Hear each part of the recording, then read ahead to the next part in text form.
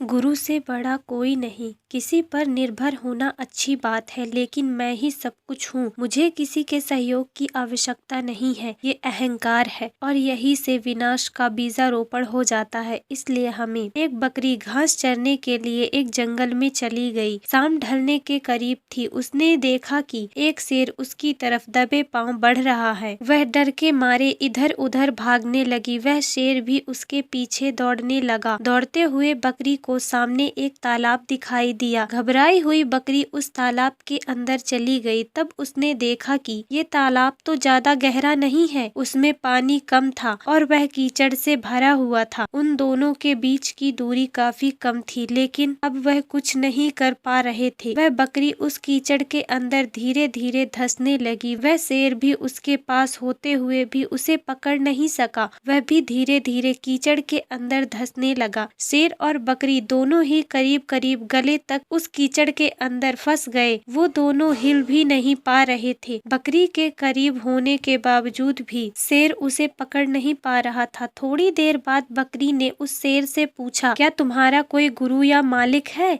शेर ने गुस्से में कहा, मैं तो जंगल का राजा हूँ, मेरा कोई मालिक नहीं है, मैं खुद ही जंगल का मालिक हूँ।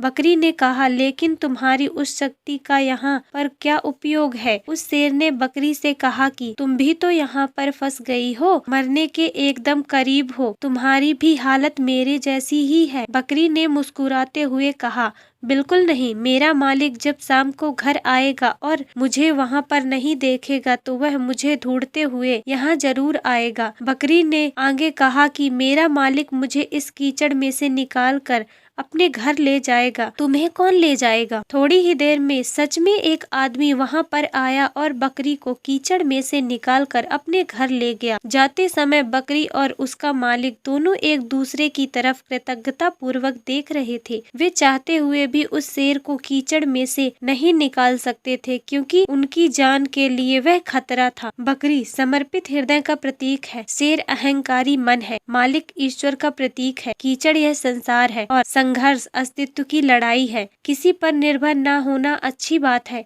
लेकिन मैं ही सब कुछ हूँ ऐसा समझना अहंकार है। ईश्वर के बाद इस दुनिया में सच्चा हितैषी कोई नहीं होता, क्योंकि वही अनेक रूपों में हमारी रक्षा करता है। आशा करती हूँ आपको ये कहानी पसंद आई होगी। कहानी पसंद आई है तो लाइक और शेयर जरूर करें। चैनल पर नए हैं तो चैनल को सब्सक्राइब करें। धन्यवाद।